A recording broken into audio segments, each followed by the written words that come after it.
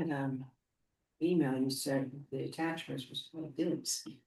Well, I didn't go through all this. The attachments were referenced in the body, a lot of them. So they talk. Hey, Councilman, the floor is yours. Thank you. Good morning, everyone. I'd like to call to order the September Public Safety Committee meeting. I believe all members except Lark is here today, Carl being on Zoom. Pete, have we met all the FOIA requirements? They are met, sir. Thank you. First on the agenda, we have the approval of the meeting minutes from August 19th. Everyone has had a chance to review that.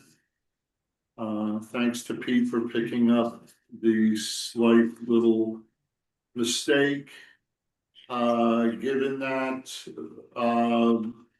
slight change, I would ask for a motion to approve the minutes for August 19th with the noted correction. So moved. Second, okay, thank you, all in favor? Aye. Aye. Thank you. All right, It was left out in the original. we're have a couple of things on our agenda. First, under old business, and I'd like to get to that a little bit later. I'm gonna just want to go to new business. And that is the discussion of the Charleston County Emergency Management email of September 5th. I shared that with the committee. When it came through. I think I should turn this off. Anyway, there were a couple of things on it that drew my attention, and I would like to get everyone's feedback on that.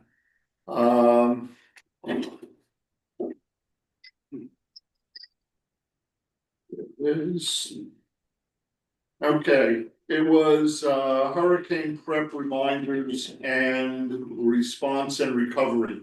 And in fact, Joe and I this morning were looking at there's a storm brewing in the lower Atlantic right now, 90% as of this morning, 90% chance of going into a tropical depression and turning into some sort of named storm. But so far, knock on wood, the models indicate that it will be doing almost everything that all the storms have been doing, heading in and then going and making that big curve out to the middle of the Atlantic. And hopefully our good luck continues with that. So given that observation that in the next day or two, we're gonna have another storm and there is another one supposedly behind it. We are past the quote unquote high point of the hurricane season, and as they say, it's all downhill from here, but hurricane, yeah, and Helene and the one last year that hit the upstate real hard, those were ends of September things, and we've had things in the end of September, so we're not out of the woods yet. Let me just point out a couple of things that I noted in here. And that is the second paragraph. The White House and FEMA are expected to scrutinize disaster declaration requests more closely going forward, making accurate and timely damage assessment data from Charleston County is even more critical than in the past. I've been involved in several windshield what they call windshield surveys, where members of CERT and so on go around and they're each assigned certain areas, and they go up and down streets looking for trees down, looking for from the front, not going in the yard, any damage that they can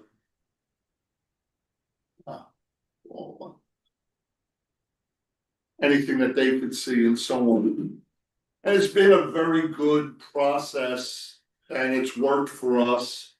And I think going forward, it would work. But I think this cautionary note here, is just something to pay attention to, that in the event we do, a windshield survey again, or we need to do a windshield survey, that we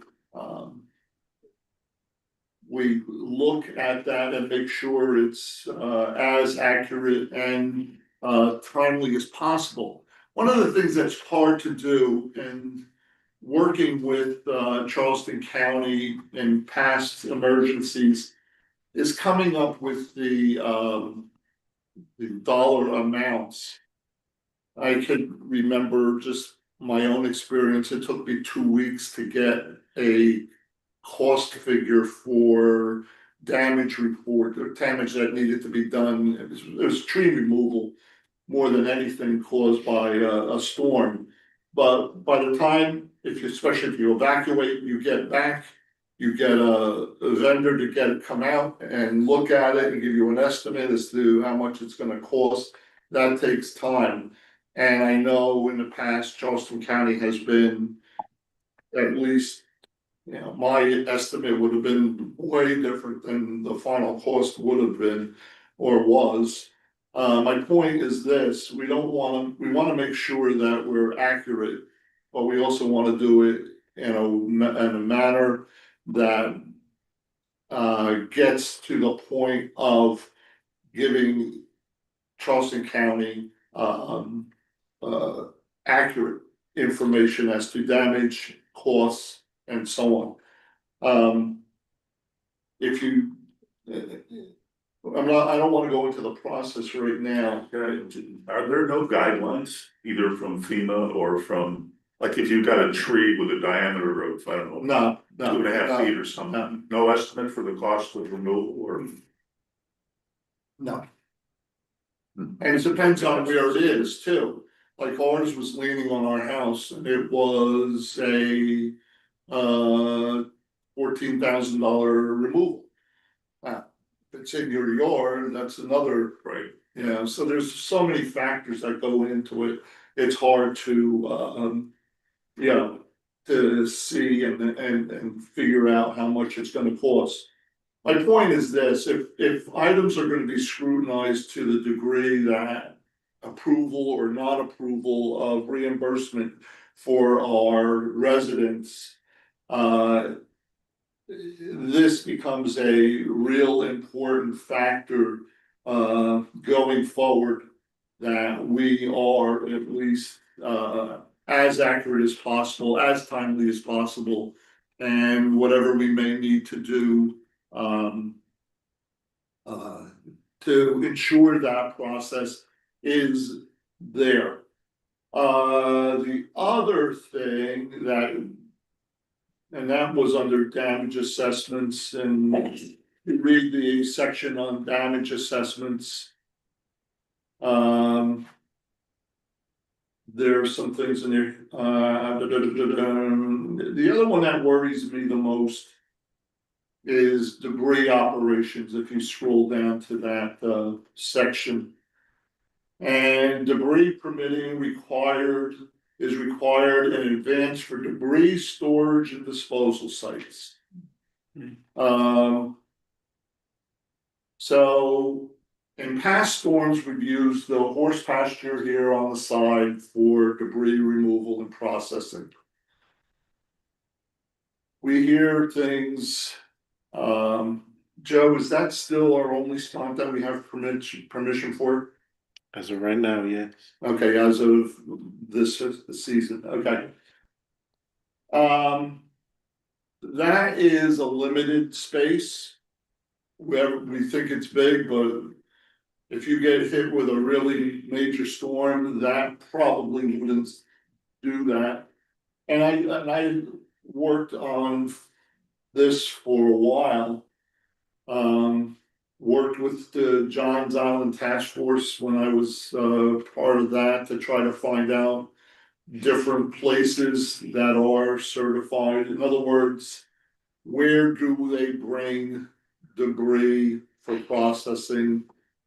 And what happens is the further you have to bring it for processing and removal, the higher the cost would be.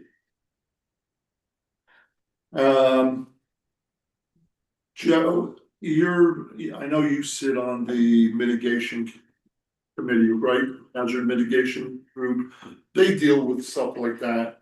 Can you just give us an update on their disposal, response or disposal, actions at this point of where they are? I know one was here's where I've been left off. Beast Ferry is a spot, that's where our landfill is, and it's Pete's backyard.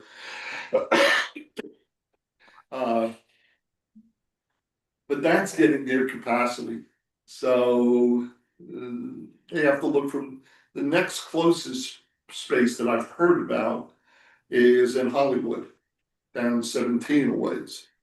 It's getting further and further away from the Seabrook Island. And it's a long way down Bovicket in Maine, down 17 to give trucks processing. Have you heard anything that would go towards this concern? That it would be any different? I know maybe a year, 2 years ago, there was talk about putting one on John's Island. I don't think anything ever came of. Well, the people on John's Island, there's gonna be an incinerator. An enclosed incinerator put on the site, and the residents of John's Island fought so much against it that put the end of that idea. In fact, I did try to, again, with the task force, which is a limited voice. I tried to say that maybe look at it without the incinerator, whatever, but anyway, it never materialized. Anything else since then? Nothing that I'm aware of. I mean, I Okay. don't wanna speak for the county. I'd probably defer to them on that. I know one of the other things that's been raised in the past is concerns about where certain types of vegetative debris can be taken as it relates to whatever that Asian something beetle. Which is now spreading even Yeah. further. So now a beetle coming into play. So no, I don't want to speculate. I Okay. probably recommend bringing somebody in from county to go through those discussions. Yeah, Carl's got a question. Carl, I'm sorry, go ahead. Oh, when you're talking about, these cost analysis, I was under the impression looking at our current disaster plan, that we have, agreements with disaster removal companies. Is that a correct assumption? Yes, we have contracts with two companies. Yeah. One is for the actual push and shove to go in and get debris off the roads and all that kind of stuff. And to take that to a staging center, which has been the horse pasture. What Yeah. they do is in the horse pasture itself, they set up giant machines to process that. That goes to the second company, Tetra Tech, who then takes that process, monitors it, because part of the reimbursement process is you get how many trucks, cubic yards, all that kind of stuff. Right. Then you divide it up into different types of categories. You've got as John said, the vegetative part. You know, all the green stuff.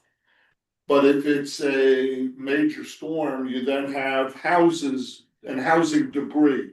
Whether it's shingles, whether it's roofs, whatever, that's another category that has to be separated out.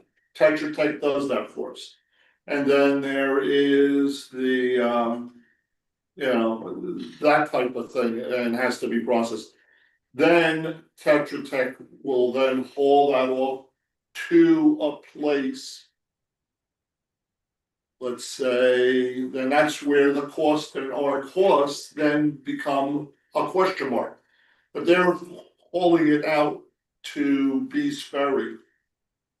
You have to make sure that Bohicket Road is cleared, Main Road is cleared, all that is Yeah, a straight shot out to Beast Ferry is all ready to go. Now, that's at capacity because keep in mind, that's Charleston County. We're not the only person who suffers damage. So Kiowa's bringing into there, or Sullivan's Island maybe, but I don't know. I'm just saying. Yeah. A lot of damage is going there. Now, if we go to Hollywood, which is down further, the cost becomes more because you're paying on a mileage basis. Does that, and the that's other where thing, those contracts come in. But it's just a question of where do you take it? yeah. Well, and the other thing, I think, you know, I've heard these stories from other areas, during the cleanup, once the storm passes, there's sort of a price gouging, event that often occurs, you know. What normally would have been a $4,000 job to remove a tree now becomes a $24,000 job, you know, type of thing. Are there any guarantees on cost with any of these agreements? Oh, The one we have with Phillips and Jordan and Tetra Tech, we lock our costs in for the Yeah. term of the agreement. Now what happens to like individuals if they're trying to get you know, a tree company to come out and take a tree off their house or something? That's not anything we have any control over, but we control our costs through the agreements that we have, and I want to say they're for 5 years. Yeah. We just did ours within Phillips the and last Jordan year, was last just year, a year and a half yeah. or so. And Tetra Tech right before that, so we're in good shape. Clear as to whether the debris that is for the responsibility of the town is just off the roads. So if it's on your private property, that's your, That's your Problem. responsibility. so really the town's only taking care of the roads or whatever. Technically, all the town is responsible for is the public road, Right. which is outside of the gate. This, okay. So Um, technically, we're not even worried about the island roads.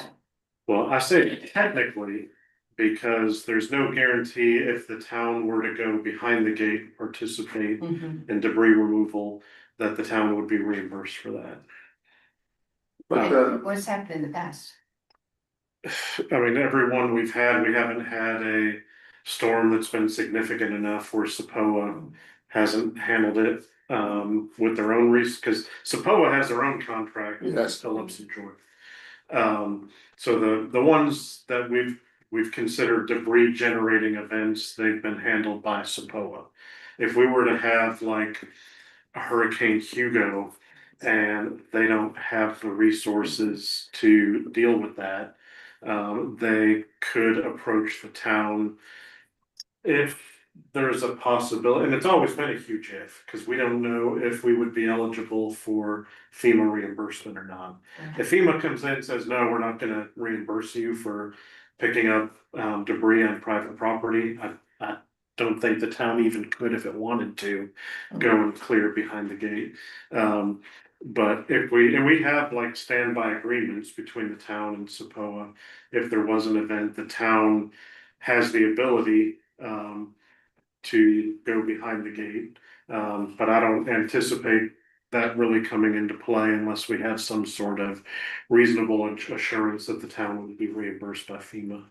But one of the things have said in the past is that in the interest of public safety, And we could, as a town, maybe at least throw this out, do Seabrook Island Road. That would allow fire to access different places where they are needed. Get to the water and sewer plant so they can get back up and running. So that's a public safety issues and so on.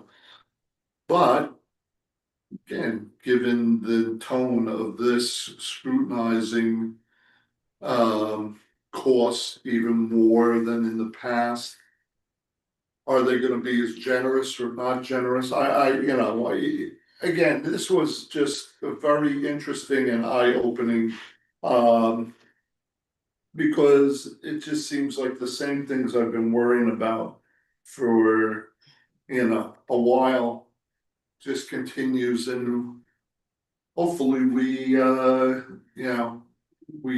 don't have to deal with. The major effects of, let's say. What Sanibel Island had to deal with. During, what was it, Ian? Yeah. That we saw at Disaster Awareness Day. I mean, that was, again, that was always that's kind of stuff's eye-opening. Yeah, but Joe, that wouldn't, I mean, you said that the town would not be unlikely to go behind the gate. Unless there was some reasonable assurance of FEMA reimbursement, right? But Sepola could also reimburse. I mean, they've got emergency lines of credit, significant ones. And that would come into play, I think, wouldn't it? I mean, what would the point of the town? No, I'm just saying, if it got to a point where they were overwhelmed and needed help and came to the town, they've got resources to pay for that. Well, we'd be using the same contractor, why wouldn't they just be paying the contractor? Well, good question. So we are using the same contract. Yeah. Yeah, that was one of the things when we've tried to coordinate our contracts so that at least when they're before a storm, putting in and, what do they call it, when they're before a storm?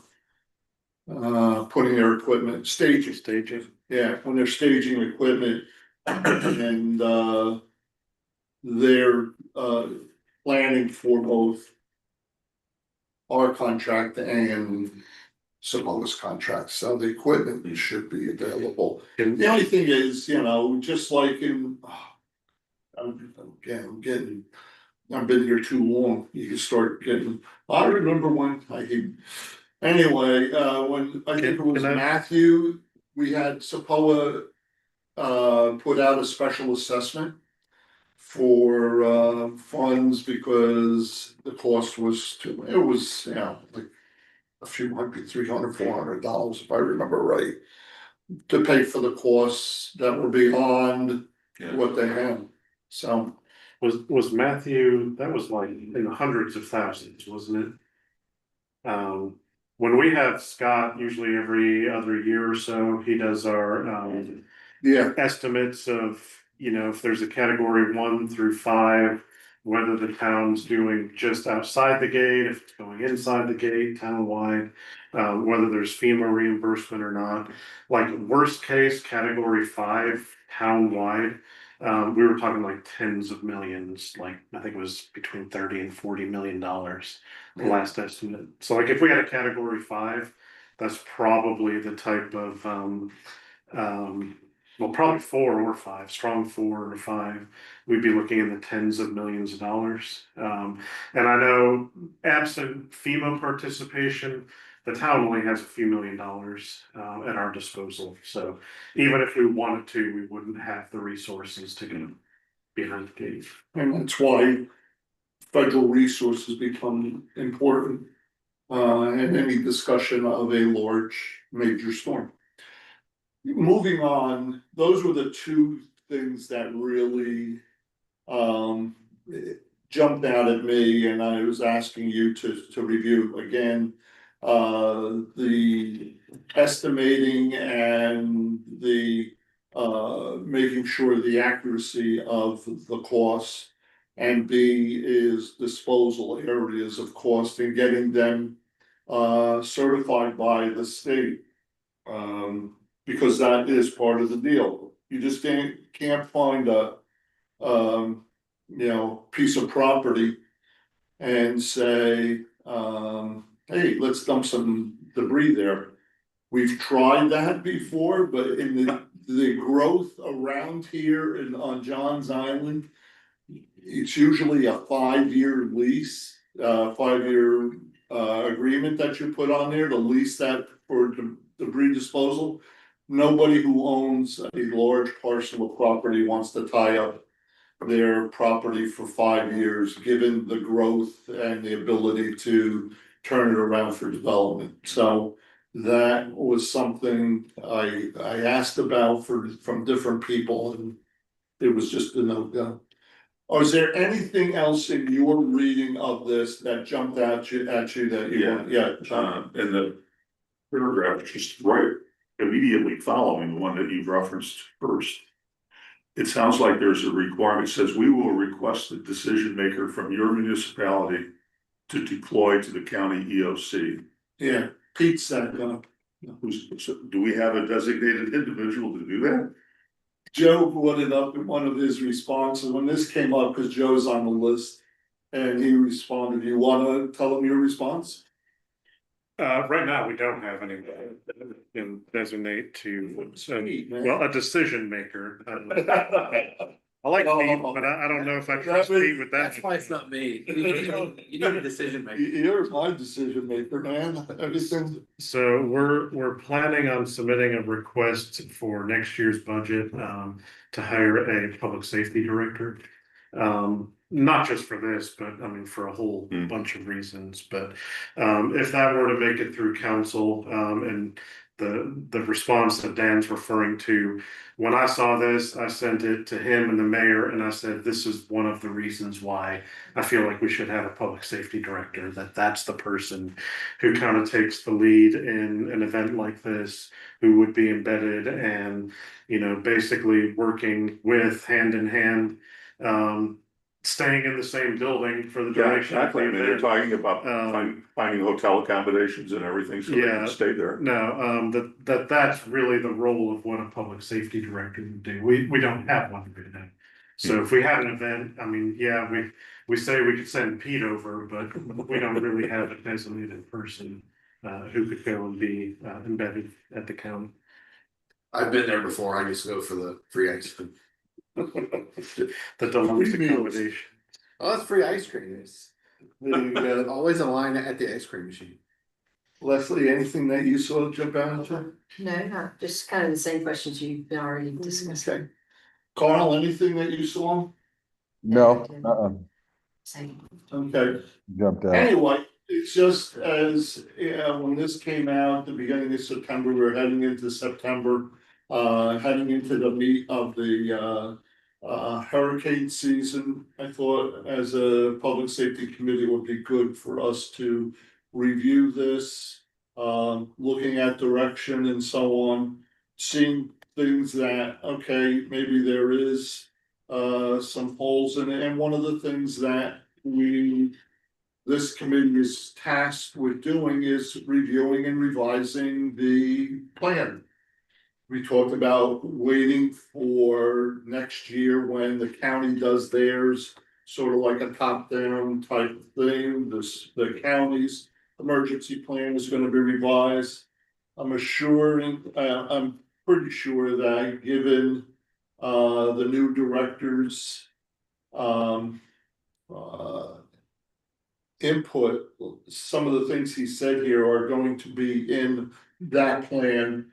And you should either refer to the county's plan in our new one or make sure that that's in there. So this is probably a pretty good checklist to use, and there was a lot of attachments with things to reference. So when this committee does the review of the plan and so on.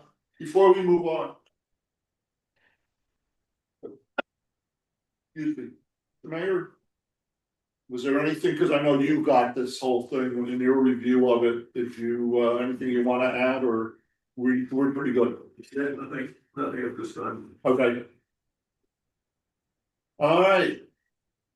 Then we move on to the item of the day, and that is the continued discussion of the LSVs and preparation for LSV recommendation. What I'd like to accomplish today, we've discussed this quite a few times. And at the last meeting, we had stated that by the next couple of months, we would prepare a recommendation for the council to consider, because that's all we do is we recommend and they consider. We know some of the issues on this and so on, and I'd really like to get down to some items that we can really come up to. And then we can discuss them to a certain degree, but what I'd like to do is list them, come up with a definitive list of considerations, give ourselves a month, and then come back in October and finalize that list and put together for November the final recommendation. That's my timeline. So my point is, there are certain things that when we do consider things, I want to consider a couple of points.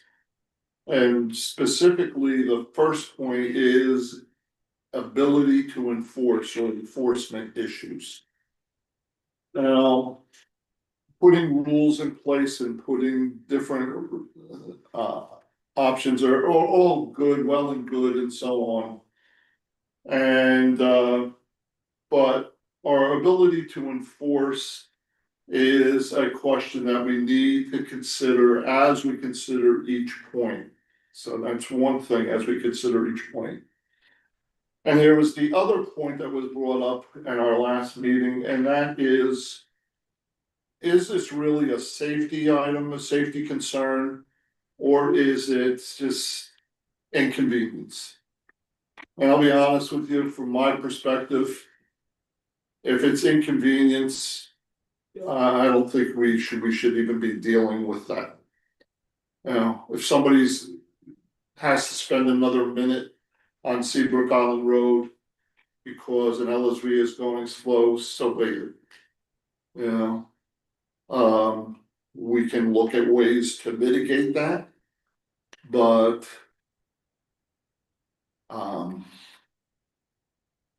I think that inconvenience part of it is I just something that I wouldn't consider an important enough issue to put in different types of requirements or rules to work through. But we can discuss this as we look at the points. As you notice, and we've talked about this last time, SAPOA has a LSV safety program going on. I don't know what the progress has been on that. Mary Ann is traveling. She hopefully will be able to report to us a little bit more on their progress next month. So that's all part of the discussion. From what I've read in the materials that they provided, I thought they were on the right track as to what they were doing. But again, I don't have any data to say, hey, this is making. I see less LSVs on the road in September, but that's because there's less people here in September. I mean, it's summer is a time for vacationers who rent them and so on. We're down. And that's another thing, talk about making rules and so on. If this is a 2-month, 3-month problem, do we put rules in for 2 or 3 months and Yeah, yeah, and then it doesn't become an issue. These are all parts of the discussion that we have. So. Consider all of these things when we. We talk about this. The first point that I would like to say is for this committee to recommend that no action be done. No action is a decision. Yeah, people say, well, you're not doing anything. Nah, we are deciding not to take action. So that is something that we can say, after considering all the different issues surrounding this LSV and the discussions, that we feel that no action should be taken, that what is happening now is fine and so on. And that's our recommendation. Okay? The second one that and I've been giving this a little bit of thought over the past week or two in preparation for this, is recommending that we put a, what is it, pullover? A pullover area. Somewhere halfway down the road on Bohicket. It looks like the most, area for something like that would be around where the old bank is, the Sapoa. The marina entrance. Marina entrance, somewhere in that ballpark. If it's for LSVs, it's a pullover.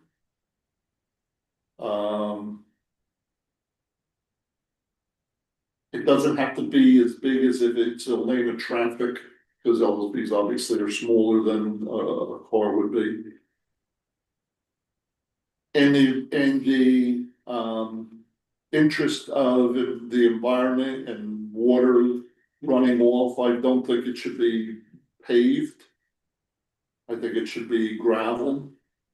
But gravel brings its own set of situations. I mean, how many times have we seen after a weekend people going through the grass there and spinning tires and guys in pickup trucks or guys in well, I hate to say guys in pickup trucks, it could be any type of things, but you understand what I'm saying. Yeah, so what's to stop them from going into a nice gravel area and spinning their tires in there and shooting gravel all over the place? Maintenance becomes an issue. And I think one of the things is we're doing a road project in the next year or so. To repave this, it's a good time to do that. The timing would be good for that. The other one that I've heard in some of our discussions is to take and make all of Seabrook Island from the circle down to 30 miles an hour. Reduce the speed of Seabrook Island Road. We're gonna have more on and off traffic, especially close to the circle, with the in and out of MUSC's urgent care facility and Seafields. So to get people to slow down right after they get off the circle instead of the flying in, even though the speed limit is 35. Well, I don't think too many of us do 35 coming off that until we get actually on there. So to put something in there to slow people down would make the whole idea of that would be slowing all traffic down. all the time. So. That was one. The other one is to ban LSVs. I mean, we've talked about that. That was one of the things that we said. You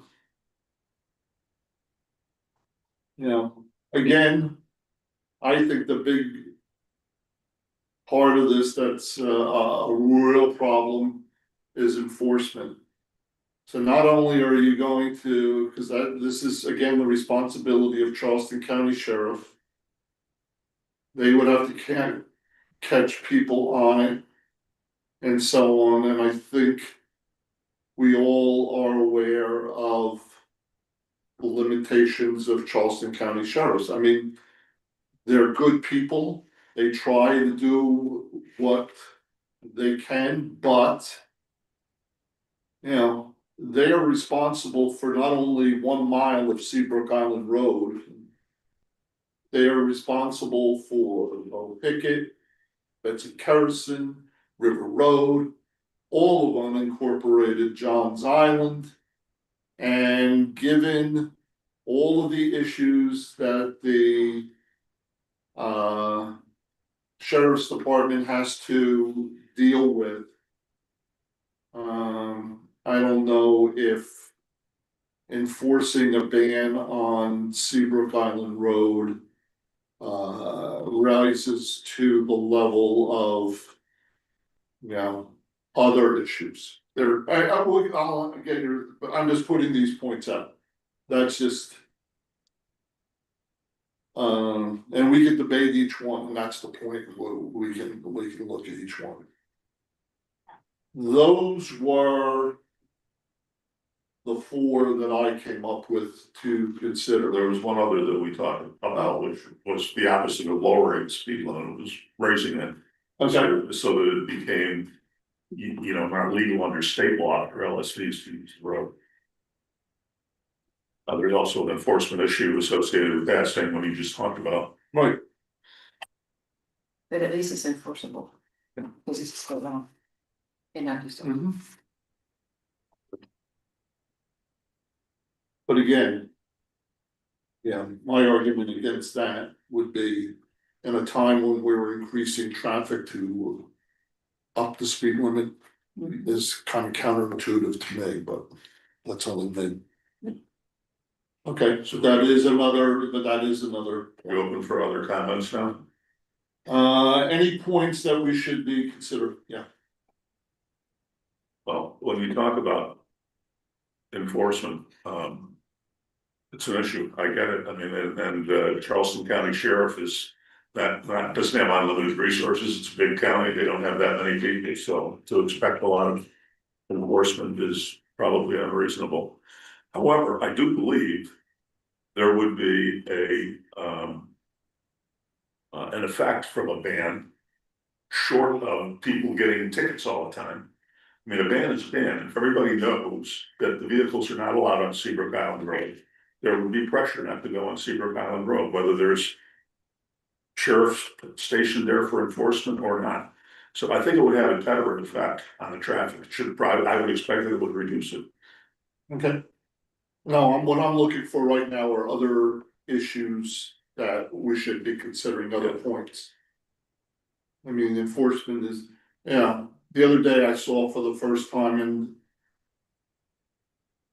a LSV on Bohicket Road going up towards the McDonald's there, that came out. I mean, they're not supposed to be on Bohicket Road, but they are. And as LSVs are becoming more and more prevalent, it's just that to say your point, yeah, you get the people who would follow the rules and so on. And so we're penalizing the people that follow the rules for the most part, and the people who don't care continue to flaunt. I mean, I was shocked when I saw that. I'm thinking, oh my gosh, because I'm pulling through by Angel Oak there. And here comes an LSV scooting up Bohicket Road and pulled off towards the McDonald's, the CVS, all that in there, and I'm like, you're kidding me, Yeah. you know, so, you know, Councilman, could you take questions from the floor? Is there a point in the agenda where we? yeah, there will be, yeah, Thank you. no problem. Just I'd like to get from council and then on any other points or are these the issues that we need to deal with? I think you've mentioned all five of these, and that's right, we've gone through these. And the one thing I have never really understood is when we talk about pullovers, because that's kind of one of the ones that keeps popping up. Are we talking on both sides of the road? Probably, yeah. Yeah. It's easy on going out. It's coming back and so on. Okay, can I make one recommendation about that? If that's gonna be taken as an option, I would not do that without any review or recommendation from an engineer. You know, generally, you don't wanna just have slow moving traffic and just pulling straight out into a road where traffic's going far faster than that vehicle is able to go. Usually if you have something like that, you're gonna have either a passing lane or some sort of decel or acceleration. It's not just like a little space you pull out. It's probably like widening the section of Seabrook Island Road where you're gonna have passing lanes. So I think from a safety standpoint, it's gonna be far more complex, far more permitting, far more cost than just having like a little Sure. pull out off the side of the road. And I would not feel comfortable doing that without having an engineer look at it and give us recommendations. Okay, your point. Any other points? Carl, anything Yeah. that you? Yeah, I recognize that this is a cost prohibitive suggestion, but there's always the possibility of either trying to put a like a bike, like a bike lane or an LSV lane on either on Seabrook Island or widening the pedestrian path and make it accessible to LSVs. Yeah, those are just other options that whether they're valid or even doable is just, I'm just bringing them up. Okay. I see LSVs periodically on the bike path as it is. Yeah. So, That's even more dangerous than having them on the road. yeah. But, Just to clarify something for my understanding of MUSC, I don't think so, but maybe Seafields, are they having a back access to Freshfields that they don't have to get on the main roundabout? I think so. When they submitted their permit and their encroachment permit, that was part of their traffic study, was having a secondary access point to Freshfields. Mhm. We've now found out after the fact that Kiowa has approved them gating that. So that's something we've been having some ongoing discussions with the town of Kiowa about, because that's a substantive change from the plan that we reviewed and based our approval of that encroachment permit upon. Gating it just to Seafield, property owner. We don't know who it's gonna be gated to. No, They're not thinking of gating the main entrance onto Seabrook Island Road, are they? no, no, That's the back end. but that becomes the only real public access. Right. and we've also, I mean, just full disclosure, talking to the folks at Freshfields or Seafields. They do anticipate their residents and even some of the staff at Seafields having either golf carts or LSVs. So if there is a gate and they don't have access through that gate, I do expect them to be putting additional golf cart or LSV traffic on Seabrook Island Road. Yeah. Yeah, I mean, the easiest thing is if we don't want them to go up to Freshfields, which is, why doesn't Freshfields ban them? Yeah. I mean. But, and I heard about the, a lot of the back entrance wouldn't be really worked out until the new part of Freshfields is completed. Which is, ton of the road, but I don't know how accurate that is. But, yeah, for right now, what we see is what we get. So. 2, 3, 4, 5, 6 issues. Anybody else? I'm sorry, you had a comment. Thank you. No problem. I think it may help the discussion. Before you begin with the solutions, is there a clearly defined problem? Well, that's part of the discussion that we will have on each one. Because I think you want to start with that, the problem you're trying to solve. Well, that was the whole issue of, is it public safety versus inconvenience? If it's inconvenience, it's not an issue. Right, and I know Mary Ann is working on data. And that was that was all part of this, is how many. We've asked SAPOA if we can borrow their, signs. Yeah. And that way, if we put in speed monitoring signs. We know and set it at 35, if a bunch of, if 10% of the traffic is going 25. Chances are that's an LSV. If it's 50%, that's a lot of people. If it's 5%, 10%, that's not a whole lot of the traffic. So how much of the traffic is really LSVs? And that may be, again, a recommendation that we make is that we need more data to.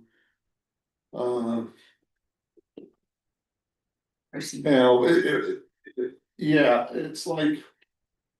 I hear the argument too that, well, this is an accident waiting to happen, and I've seen people 3, 4, 5 cars behind go across the yellow line.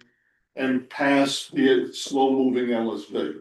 Yeah, and sometimes darting back over, just barely avoiding oncoming traffic. Traffic and all that kind of stuff, in the name of inconvenience. Now, because some people are inconvenienced and can't wait, we're gonna again. Ban a whole group of people from having, cause I hear from LSV owners, and some who say. Man, it is an accident waiting to happen.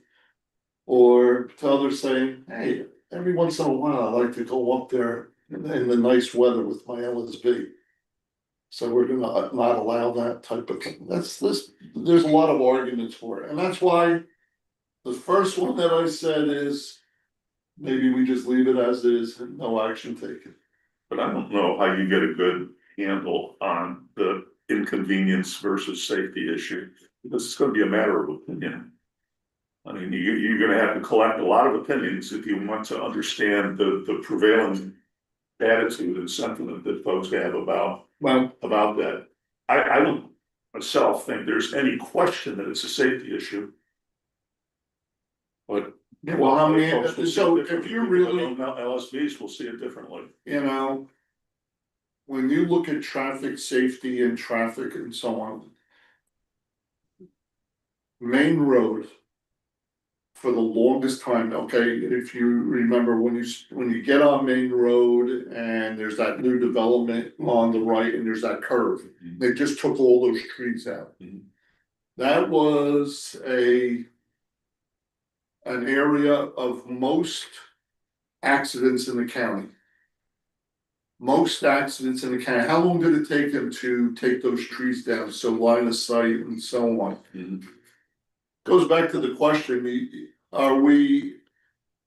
we could say there's a lot of things that would be public safety that we should do or shouldn't do. But there's no data to support, because my question would be, how many accidents have there been on here? Well, you can't find an answer to that even online. I looked, Well, you'd have to get that from the county sheriff, because they have reports of accidents on Seabrook Island Road. And so on, and then, so now the argument becomes, well, we should be proactive, we shouldn't wait for an accident to happen before we do something. And I don't know, I hear what you're saying, but. That's why maybe we just reduce the speed to 30 miles an hour. LSVs are here to stay. We have some givens.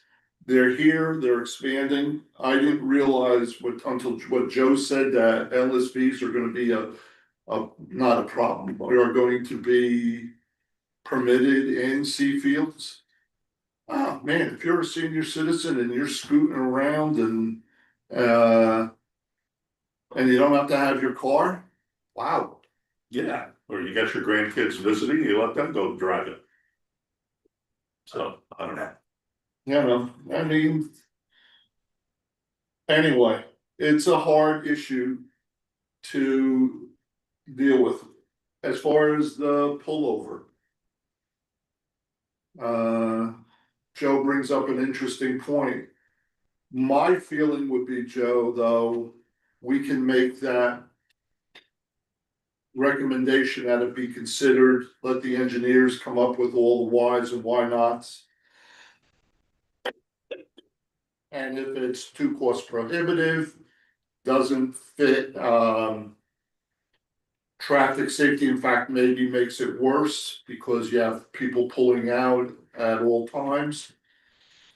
Then the town council will say, no, it's not worth it in that recommendation, because they're the ones who gotta make the decision, period, the end, no matter what we say. It's true, but you know, you have people pulling over already, they pull over on the grass. If they Yeah, are I know. comfortable with the traffic behind them, Mhm. and. So then you've got the same issue in spades, because it's gonna be less safe pulling out from the grass than it would be from a pullout area. I get it, yeah. So.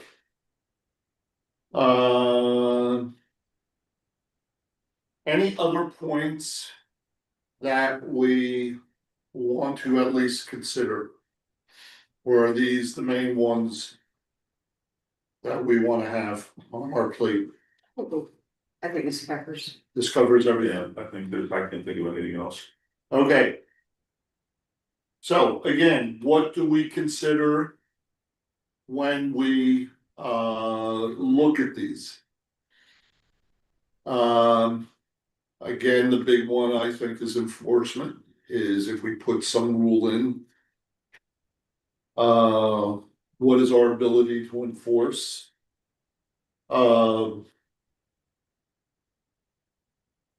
What is the extent of not having enough data?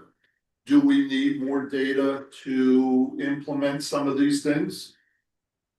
What is the extent of the that's why,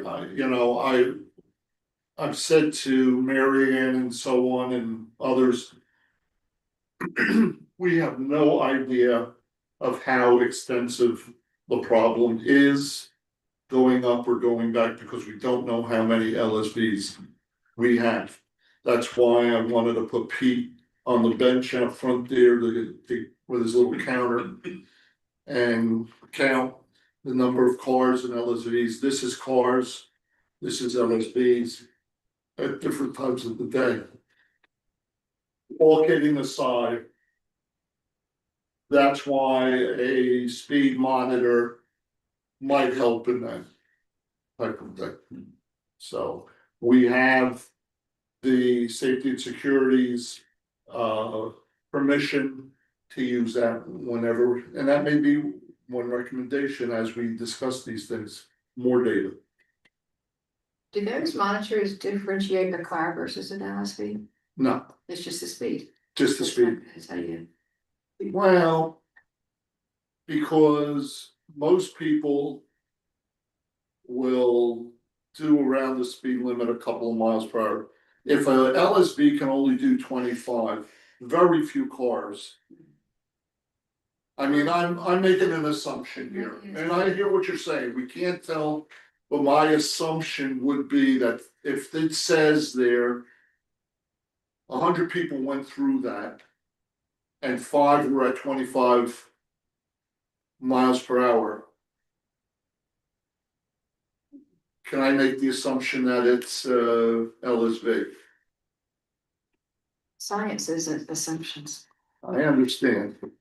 That's why I want Pete out there. So I understand that, you know, cameras are not an enforcement option. But cameras could be a data collection But option. that's what I just said. Yeah, I mean, why, so But you don't, is there a state law against that, if you're trying to collect data?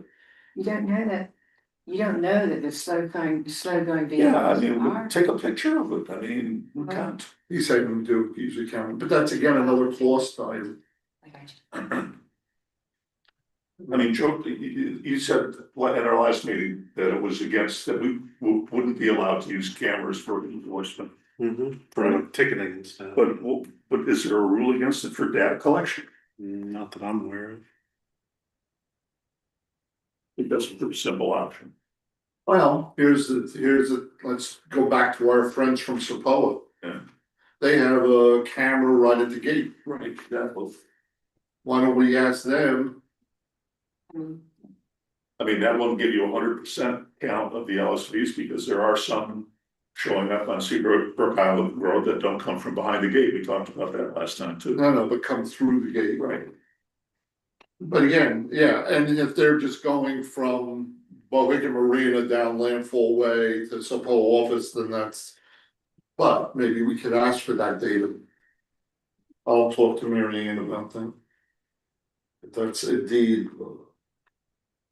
If they have that, because if they only have it going through the visitor gate.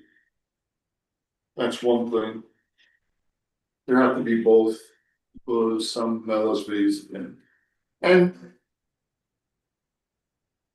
One of the, issues or whatever is, again, it's not science. It is assumption. But if we're only monitoring coming in, I don't think there's a camera going out. Maybe there is. I don't know. I don't know, I have to ask, but if there's only a camera one way. Then, you would have to assume that people going out are coming out. Especially residents, That's accurate, but especially residents. So. And it'd be interesting to see. Any other points, Carl, anything, or? No, I don't have anything to add. So. I'd just like to leave it with us that these 6 points. Will be the points that we discuss next week and say, this is the way I wanna go, this is the way I don't wanna go. And we put some finalized to this. yeah, I mean, we will get, it's too bad that Mary Ann isn't here today. It would be interesting to hear their experience so far with this increased enforcement, you know. And that's So hopefully, I think we could take whatever data they end up collecting as a result of this. We could assume that it would also apply to the LSV traffic on Seabrook Island Road, right? I mean, I think that would be a fair Well, assessment. And I'm thinking about not wearing seatbelts, I'm thinking about underage driving. that yeah, kind I of- know, yeah. Here's the thing, there's a lot of LSV drivers. That I've heard from on Seabrook Island, and when I say live, you know. Maybe 20 or 30, you know. That don't ever go off. No, I know that. Yeah, So you've got, you know, whatever. You got half of it, it's been really LSVs, half and they're half. Not all going to Seafields, or I mean. Exactly. Marshfields. exactly. And having them not on the road would be no big deal to them. Yeah. I just wanna make sure that we have all the information we need to make. An informed decision. And absent that, and if there's questions about it, questions about enforcement, but confessions about how many, or confession. Information about how many we're talking about and so on. The first option that we talked about. We're not gonna make any recommendations, we're gonna leave it as is the way to go. So, and I have no problem with that. I think one other option would be not to make a recommendation at this point, but for further study. So like if you're gonna look at traffic volumes and those type thing, I mean, it's not like looking at it over 1 week in October, you'd probably want that to be, 1 week in each of the 4 seasons where you can see variation in traffic over the course of the year. Yeah, Engineering analysis is something that's going to take probably several months, and getting recommendations back from an engineer. So I think you could probably merge those two, or they could be two separate ones. One is just do nothing and let the issue die.